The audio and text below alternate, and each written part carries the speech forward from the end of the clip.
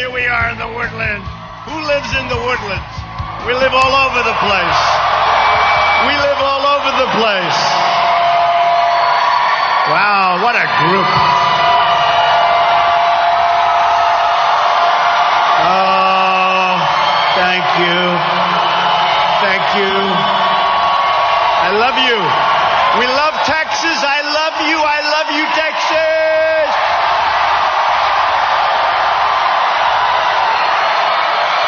Man. Thank you. Wow. Thank you, everybody. Somebody asked me, how do you think you're going to do in Texas? I think we're going to do very well in Texas. We're going to do very well. So I have to say this. You have to see what's going on outside. There are lines that are two miles long. I don't know, and I'm not just saying this. Even the press, for the first time, and they've seen 35,000 crowds with me, but I think they're even impressed. And to be honest with you, I mean, we're just coming in, and you're talking about miles and miles of people, and I wish the fire department, and they're great, they were wonderful, but they broke the all-time record for this building by far. And I see like you could squeeze a couple of people from outside, but I guess, that's the fire marshals. We have to go by our fire marshals. Would anybody like to leave so that some more people could come in? I don't think so. Well, I want to thank you. This is a great honor. You think this is easy, right? You think so. I get up this morning. I'm like one of the early birds, like a lot of you people. Everybody's an early bird in this group, I think. But I got up, and I was in Dallas, and last night we made a speech in Dallas, and we had an amazing crowd there, too. Gillies, we had a packed house, and we had thousands of people outside that they actually thought were protesters. They weren't. They were people that couldn't get into the venue, thousands.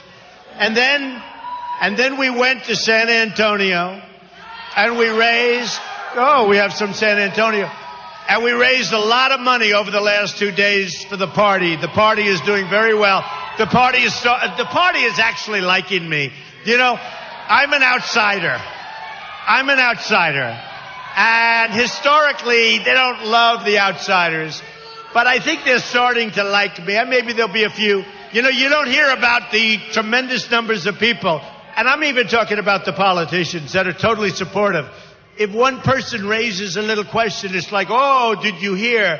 Let me tell you, folks, we have tremendous support, tremendous. But the biggest support of all by far, right here. I'm the messenger. Right here. Right here.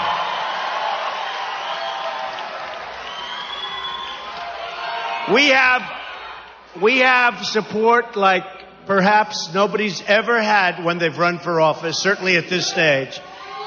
I don't think anybody's ever seen anything like this. Some of the pundits that hate me, they hate me with a passion. Which is great. I mean, I love that. Oh, I love that. Look at that. Mexicans for Trump. Mexicans for Trump. I love it. I love it. I love that. Thank you. Thank you. That's cool, man. And you know why it's Mexicans for Trump? Because I'm going to bring jobs back into our country, folks. I'm going to bring jobs back into our country. And Hillary doesn't have a clue. She doesn't know about jobs. Remember this. Remember this. Her husband signed NAFTA. True. Maybe the worst economic development transaction ever signed in the history of our country. It cleaned out our manufacturing. I mean, I just won so many states, and I got to see these states. I went all over the different states in Pennsylvania, New York, all over the place. And I got to see what NAFTA, the havoc that it wreaked. And it's taken our jobs just like we're a bunch of babies, and moved them to other places. Honestly, moved them all over Mexico. We have states where they say, I have statisticians, right? The world's most boring job, but yeah, we got to do it. Somebody's got to do it. And I get numbers where certain states lost 50 and 60% of their manufacturing jobs.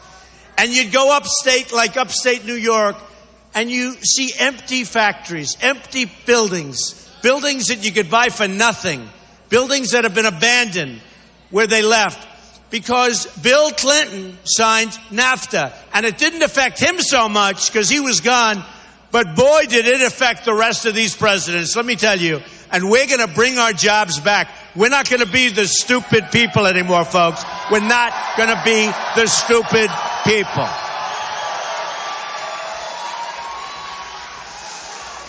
So, what we have, and we'll build the wall. He says build the wall. We're going to build the wall. We have to. We have to. We have to.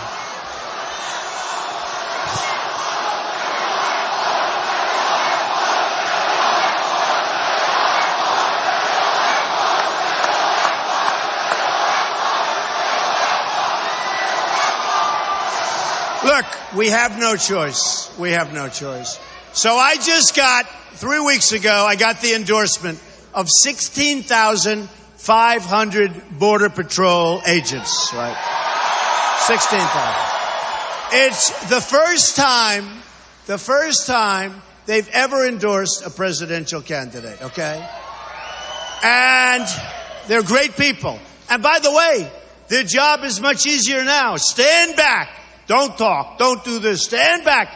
Much easier job. They want to do their job. They see what's happening to our country. They love our country. They want to do the job. They're not allowed to do their job. So here's what's going to happen. And I asked them, such incredible people. I asked them, I said, just, I got to be 100% sure. Do we need the wall? Well, you said yes, but they said yes also. I don't know what I would have done. Supposing they said no, I'd say, really? What am I going to do here?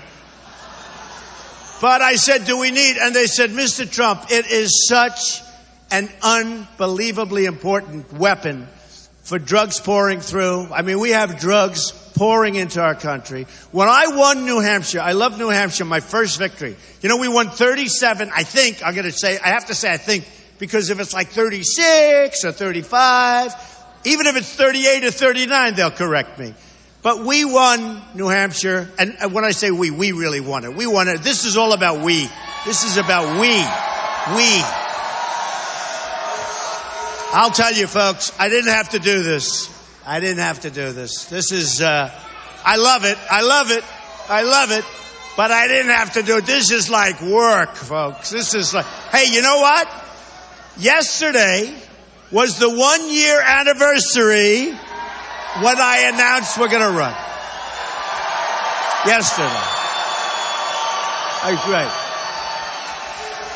The 1 year, that was the 1 year from yesterday. Somebody said, it's June 16th. I said, June 16th, that's when I decided to do this. And it's been a great experience. Thank you, darling. Thank you. I love you. I love you. I love everybody in this room. I love everyone in this room. And the amazing thing, and we all love each other. I'll tell you what, you see, oh, wow, somebody was protesting. The safest place to be anywhere is at a Trump rally, believe me. The safest place. It's the safest place. And no matter what you say, you just take a look. Now, if there's one protester that raises the hand, although I love it, the only way I get the show, because nobody has crowds like we have. And they'll admit that. Not Bernie, and Bernie did pretty well with the crowds. He was second. By the way, a deep, deep second. He was way back. No, don't forget, we agree with Bernie on one thing, trade. He knows how bad our trade deals are. He gets it. He gets it, and that's good. Now, we're trying to get Bernie's people, because a lot of those Bernie people hate Hillary Clinton, crooked Hillary as we call her.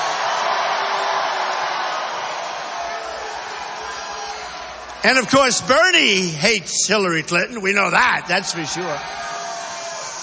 One thing you gotta say, he doesn't give up. She's going, is he still here? Is he still here? Who would have thought that I was going to win, 8 weeks ago? It was supposed to be the opposite way. And here we have it from 8 weeks ago, and she's still out there trying to say, can we get rid of Bernie? Is there any way?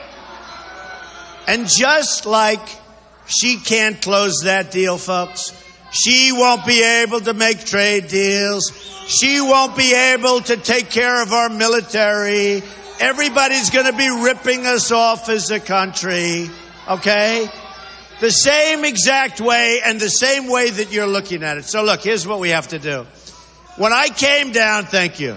When I came down, and I actually said, oh, I thought it was a protester. I said, friend or foe? And it was friend, and I was disappointed. Because if it's friend, the cameras will never go there. So that's no good. Thank you. That's called an enthusiastic friend. But just so you understand, we've had things happen to our country. I mean, World Trade Center. If you look at what happened in California recently, San Bernardino, you look at that. It's a radicalization like nobody's ever seen before. It's a radicalization. It's a hatred. It's a hatred. It's a deep-seated hatred. And President Obama is trying to make terrorism into guns. And it's not guns, folks. It is not guns. It is not guns. This is terrorism. And by the way, the NRA came out, National Rifle. I tell you what, they came out very strongly, probably the earliest they've ever done it. So the National Rifle Association endorsed Trump, and those people are fantastic people. You know, they take a lot of heat. They love this country. They love what it represents. They're protecting your Second Amendment, and nobody will protect your Second Amendment like Donald John Trump. Nobody.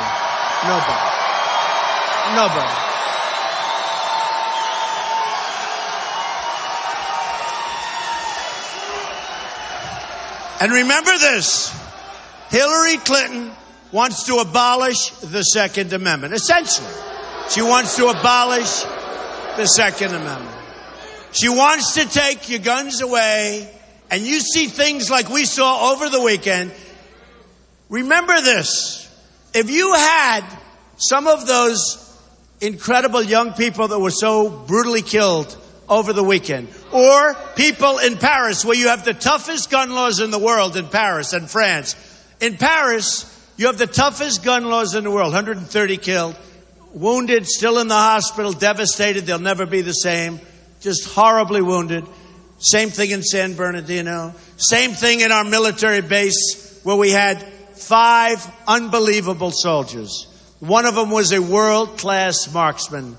It was a gun-free zone. You know, a gun-free zone oftentimes means carnage, because let's call them the enemy, which is what they are, and we should declare war on ISIS. We should declare war on ISIS.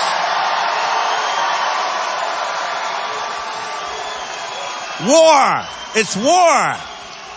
It's war. And they are poisoning our youth through the internet. They're getting people to go over there. The press calls these people masterminds at the top level. They're not masterminds, folks. They're thugs. They're sick people. And we've got to put an end to it. And if we don't, we're not going to have a country left anymore. We're not going to have a country.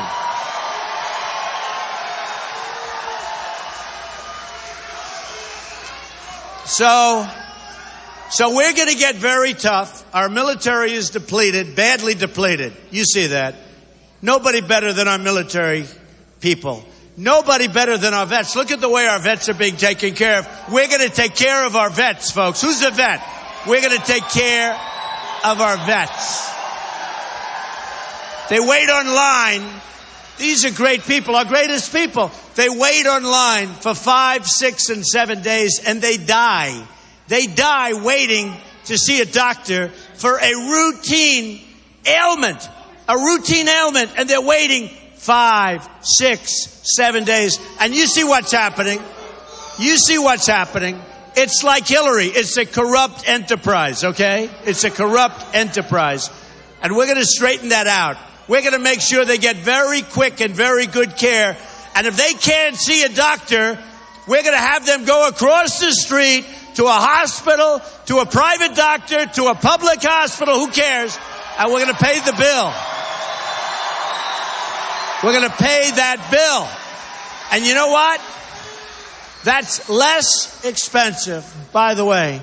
That's less expensive than what we're doing right now.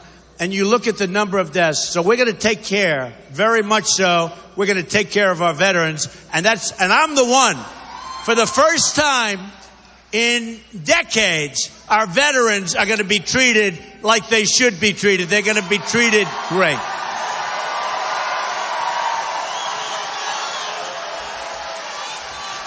Wow.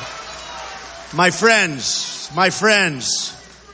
So I have in the front row, and I just see some of the greatest people.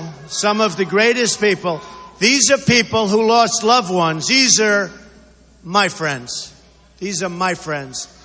And they called me right after my announcement, and they said, thank you, Mr. Trump. Nobody else has thought of them. These are people that lost loved ones to people that should not have been in the country.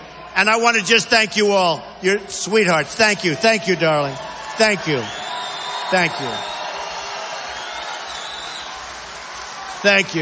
Look at the sign. Hold that up. Look at that sign. Wow. Whoa. Gays for Trump. Well, look. Hillary Clinton, crooked Hillary, takes tens of millions of dollars into her foundation, takes tens of millions of dollars from countries that kill gays and that enslave women. And I will tell you, I am far better for women. I am far better for gays.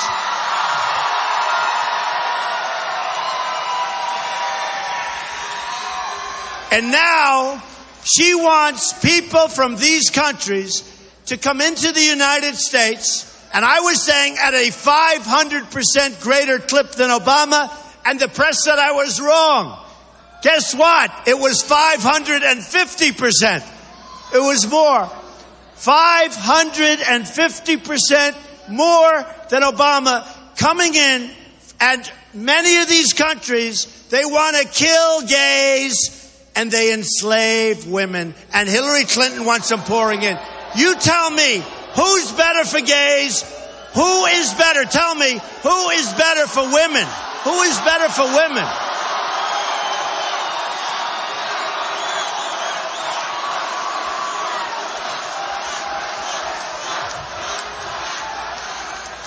And what happened to the LGBT community over the weekend, to what happened there, and remember this, before we get off to the next subject, which is going to be a very interesting subject for you folks, but don't we feel bad for the 10, 15, 20, how many people are outside, press? How many? Is it 10,000 or 20,000? Because I'll tell you what, I think it's closer to 20. Anyway. If we had people where the bullets were going in the opposite direction, right smack between the eyes of this maniac,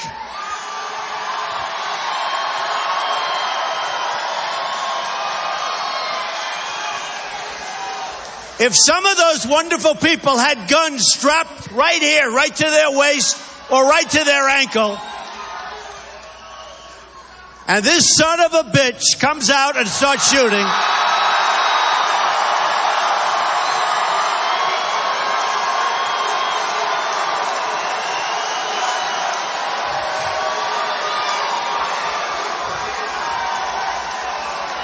and one of the people in that room happened to have it and goes boom, boom. You know what? That would have been a beautiful, beautiful sight, folks. That would have been a beautiful, beautiful sight.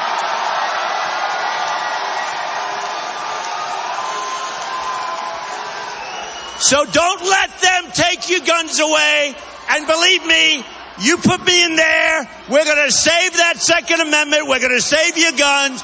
They're not going to take away your bullets. They're not going to shorten up your magazines. They're not going to do anything. We're going to preserve it and we're going to cherish it. And that's what we have to do.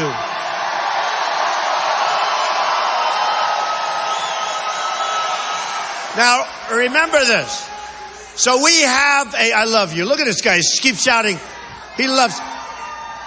You love me, right? Okay. Hey, you know what? He's a guy, but I love him, okay? He's a guy, but I love him.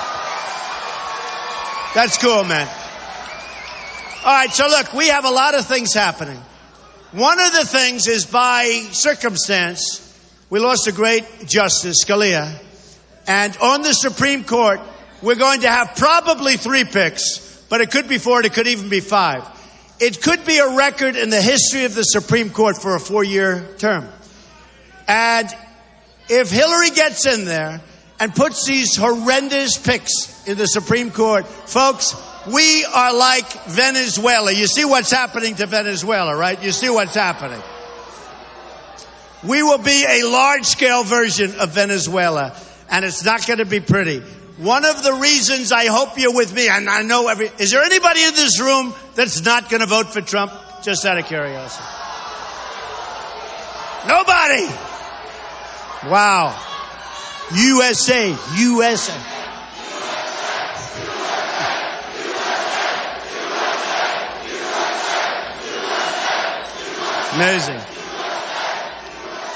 Amazing. Okay, so, ready? So, one of the most, look, defense is always the most important, right? You know, defense is always. But I will pick great, smart, brilliant, conservative, intellects, great judges. And what I've done is we went to the Federalist Society, where they really, and also with the auspices of Heritage, which is a great group. And we picked 11 judges. We're going to probably put 3 or 4 more on there. But we picked 11 great judges. And I said, from this group or very similar to this group, we are going to pick judges for the United States Supreme Court.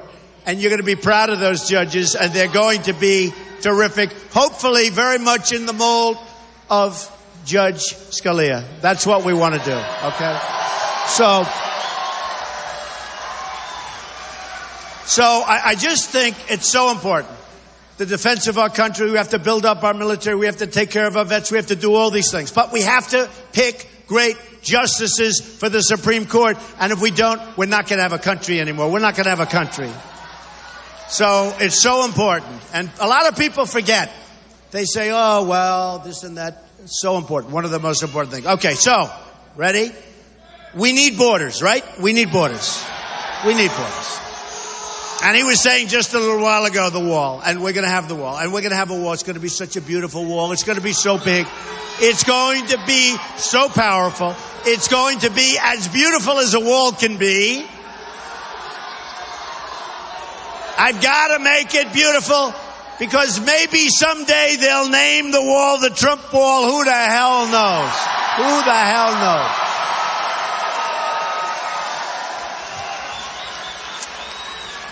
But folks, we have to have it.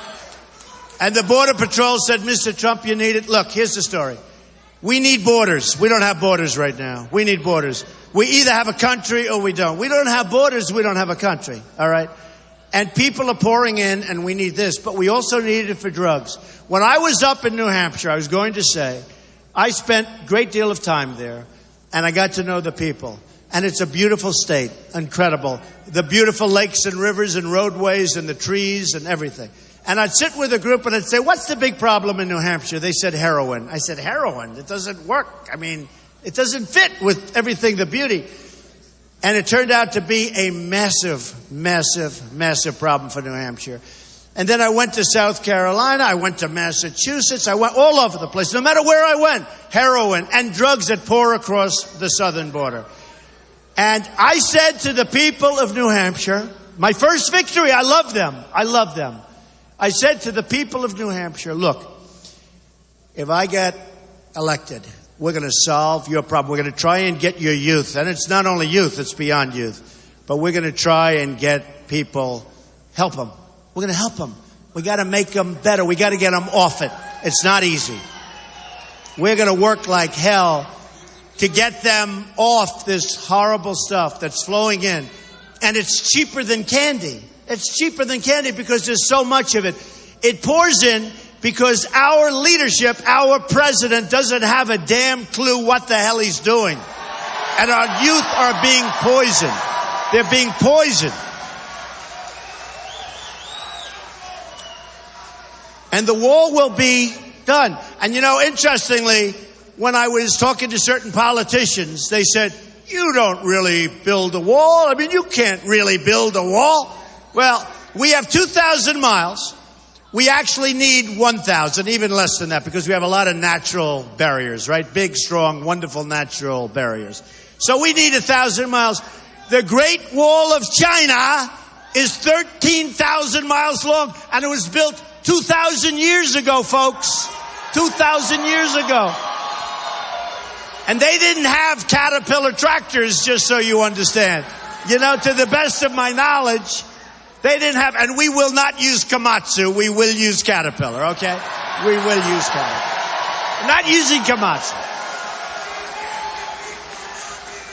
I used to tell the story, and I could see what was happening.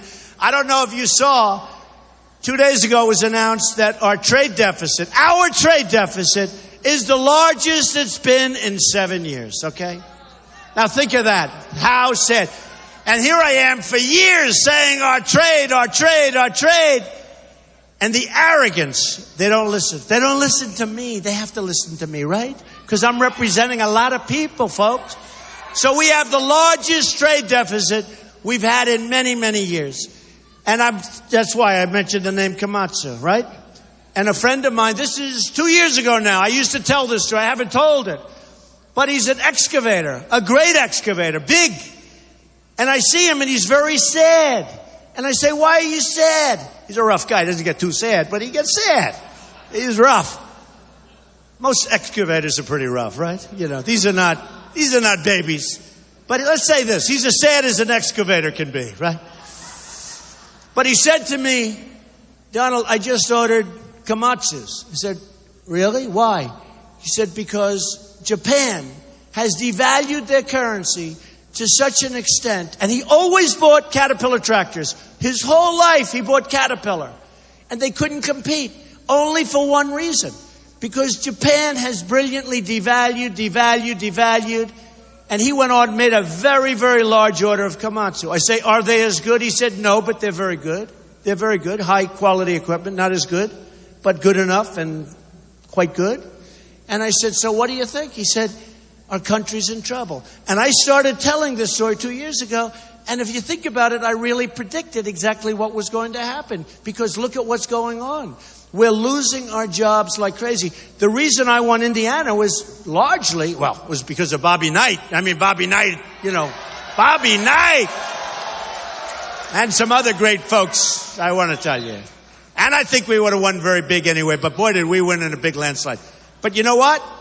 That was right in the time when everybody was talking about Carrier air conditioner moving to Mexico, firing 1,400 people. And those people were following me around that week in Indiana. They came from Indianapolis, and Carrier had a big plant, and they said, we're closing it, folks. So remember, it was on all over television. We're closing it. We're moving to Mexico. Now, I don't blame Mexico. And I don't blame China for ripping us off, and they are ripping us big league, right? Biggest trade deficits in the history of the world with China. We have rebuilt China. I don't hold it against them at all. Not all. I don't hold it against China. I don't hold it against Japan. I don't hold it against Mexico or Vietnam or India or any other country that's killing us on trade, that's taking our jobs. I don't hold it against them. I hold it against our leaders for being grossly incompetent. They're incompetent.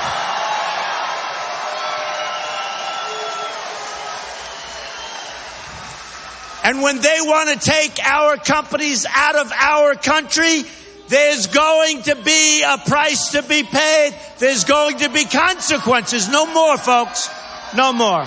No more. No more empty factories that sit there and rot like all over Pennsylvania, all over New York State, all over Maryland. I'm looking at these places. You wouldn't believe what you're seeing. And you could see 20, 25 years ago, thriving enterprises, and now they're rotted from the water and from the wind. So we're going to do things, folks, and we're going to be the smart people again. You know, a lot of the Republicans have said to me, and they said, you know, you are not conservative. And the reason I imitate somebody, he said, you are not a conservative because you don't believe in free trade. Okay. Who cares?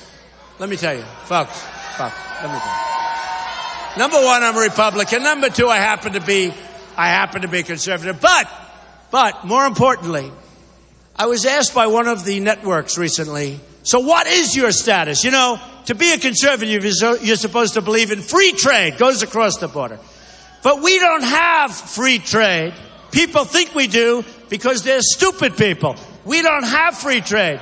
With China, they dump their product all over the place. They're dumping steels and ruining our steel mills. They're ruining our steel mills.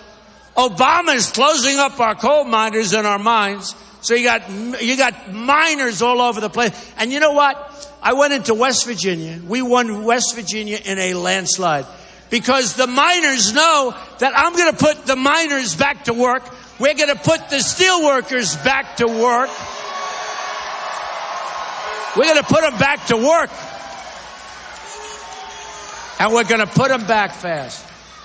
But I don't blame these countries. What I do is I blame our inadequate leadership. And it's almost hard to believe that this could be happening when you look at what's going on with our country. Now, here's what we're going to do. Let's take I could talk about Ford. I can talk about Carrier. I can talk about hundreds of different companies that are no longer here. They're no longer here. And here's the story, folks. I believe in free trade. Okay, that's official. But here's the problem with free trade. We need smart leaders to make free trade work. And we have leaders that are not smart. In fact, they're rather stupid, I must say. They're rather stupid. So I was asked on a program the other day, recently. They said, do you believe in free trade? I said, yeah, I do.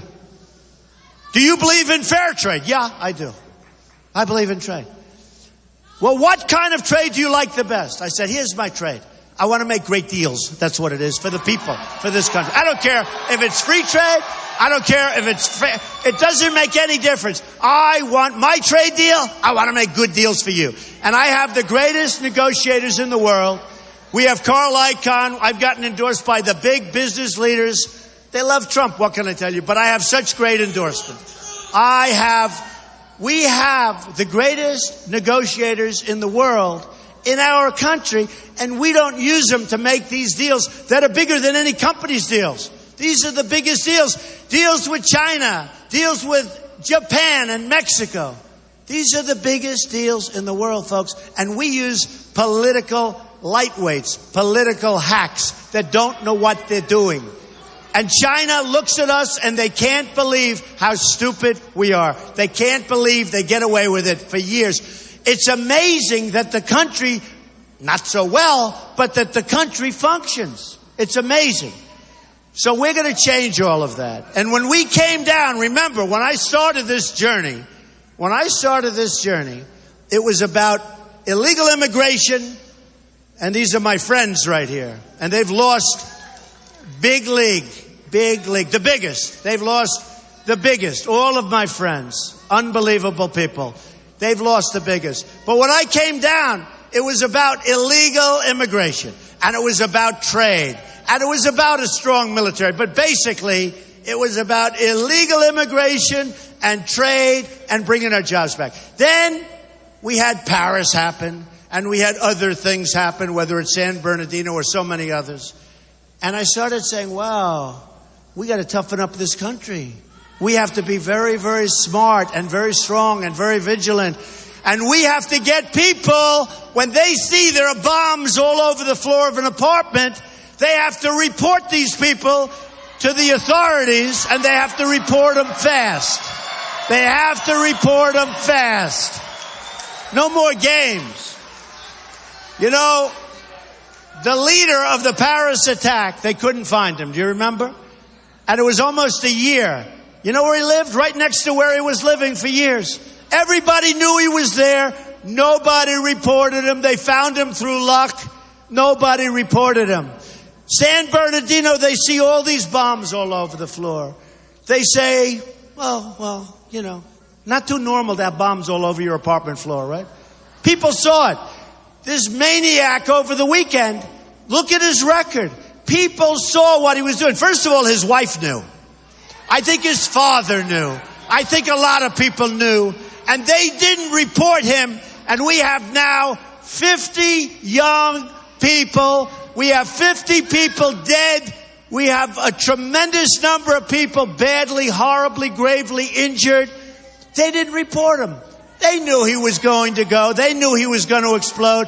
Nobody reported him. Nobody. They have to report. And I've been saying it for 2 weeks, big league.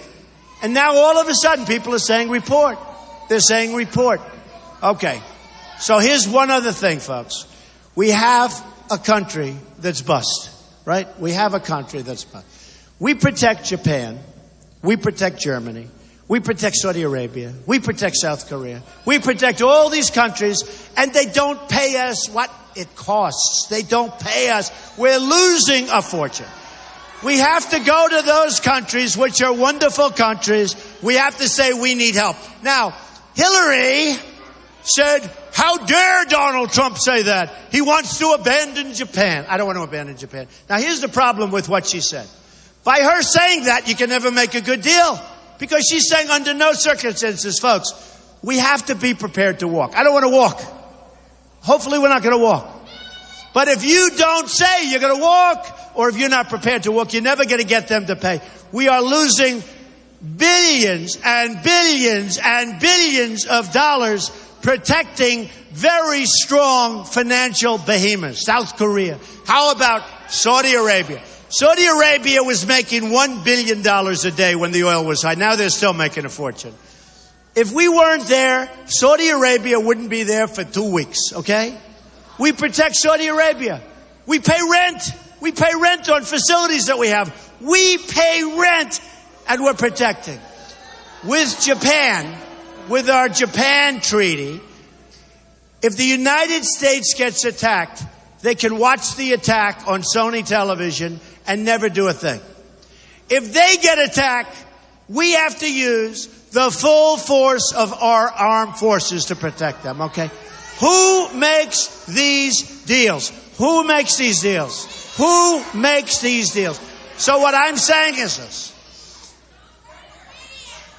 I have to go, my favorite. So I get asked by a very good commentator, what do you think of NATO? Now, in all fairness, I've been doing deals all my life. I built this great company and all that stuff. And I do deals. Nobody talked about NATO. I mean, in all fairness, I'd like to say I have great experience with NATO, but I do have a lot of common sense, and I do have a lot of business instinct, like some of my friends that are here. So the question is, what do you think of NATO? I'm saying to myself, first thing is, nobody's ever asked me this before. Second thing is, well, I said this. I said, number one, I believe it's obsolete. Set up many, many years ago about the Soviet Union. Soviet Union doesn't exist. Now it's Russia, but Russia's still a big threat. It's okay for Russia. The problem is that our new threat is terrorism. And NATO wasn't really set up for terrorism. They don't even have the right countries, all right? So I said, it's obsolete because it doesn't take care and take into account terrorism. Number two, all of these countries, well, a lot of them don't pay. In the real estate business, I have some friends that are in real estate here. They call it, they're delinquent, right? They're delinquent. They didn't pay their rent. These people didn't pay. Now, we're protecting them, probably end up in third world war by protecting these countries. They don't even pay, or they pay us a fraction, or they pay us much less than they've agreed to pay us. Because nobody asked them for money. In the meantime, we have the highest taxes in the world. We have budget deficits that are through the roof. And by the way, speaking of that, I'm lowering your taxes lower than any other candidate by far. By far.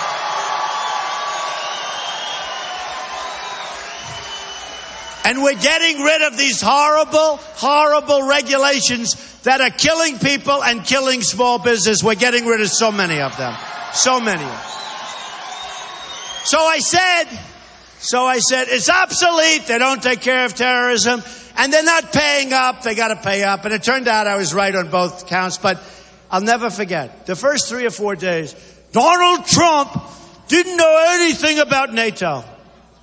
I said, why? 3 or 4 days later, all of a sudden, people that studied it very closely, that never study anything else, so like they have blinders on, right? They can't see the forest for the trees, right? You know the expression. They can't see the forest for the trees. All of a sudden, 3 or 4 days later, people are saying, he's brilliant. He's right. He's brilliant. Like Putin. Putin called me brilliant. I like it. They want me to disavow. Putin said Donald Trump is brilliant.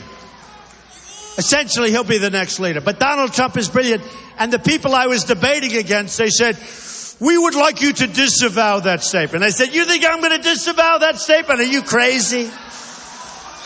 So, with NATO. So, I went 3 days, and the press was just absolutely brutal, like I didn't know what the hell I'm talking about. Give me a break. Then 3 or 4 days later, the experts are starting to say,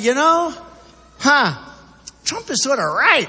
It's obsolete. These are people that study it 8 hours a day. They study it. And they're saying, Trump could be right. And he's right also. They're not paying up. They're not paying up. They owe us a lot of money, many of these countries. Okay. Now here's what happens. About 7 days ago, front page of the Wall Street Journal. Big, big story. NATO to set up major terrorism unit. General so-and-so to be the head of it. I said, that's what I said. Now, they don't give me credit for that. They had a little sentence, like a little 1/3 sentence. Donald Trump wasn't happy about it. Oh, great. Great. Folks, our country has such incredible potential. We have such incredible potential. There are so many pockets of fat. There are so many pockets of stupidity. We can bring our country back bigger and better and stronger than ever before. I'm telling you.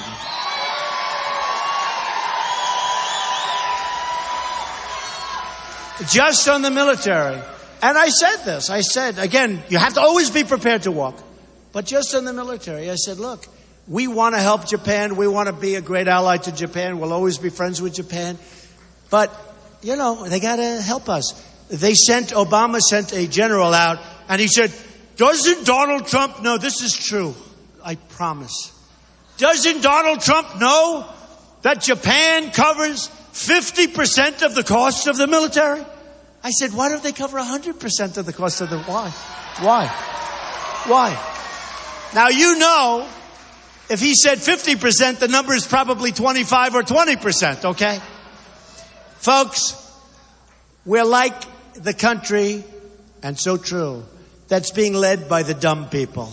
It's not going to happen anymore, folks. It's America first. It's America first. It's America first. And we're going to get it going, and we're going to get it going like it hasn't been going in many, many years. I really mean it. My theme, I see all these hats, Make America Great Again. White, red, camo, black, all of these hats. But we're going to, the theme is Make America Great Again. I honestly believe it will be Make America Great Again, Make America Safe Again, safe.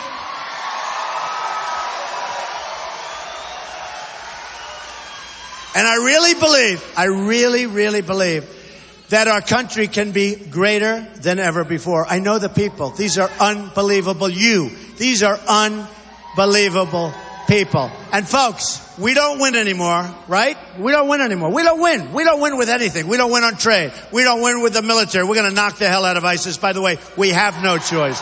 We have no choice. We have no choice. But we're going to start winning again.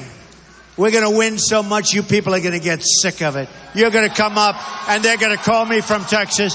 Mr. Trump, sir, you have thousands and thousands of calls from Texas. They're all your friends. They heard you speak one night. Mr. Trump, they're very upset. President Trump, they're very upset.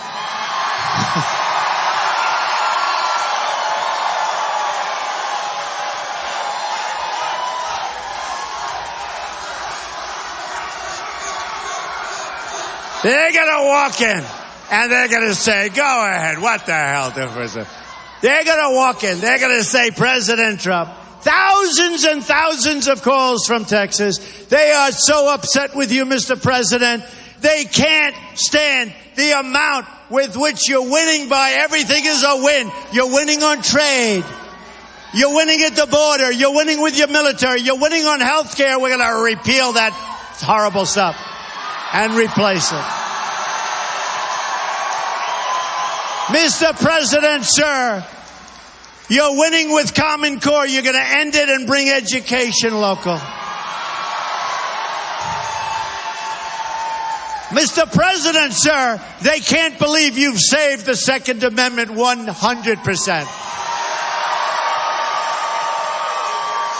And Mr. President, the people of Texas do not want you to win so much. It's driving them crazy. And I'm going to say, tell the people of Texas that I love them. But we're going to continue to win. We're going to win so much. We're going to make America great again. I love you. Thank you all. I love you. Thank you. Thank you.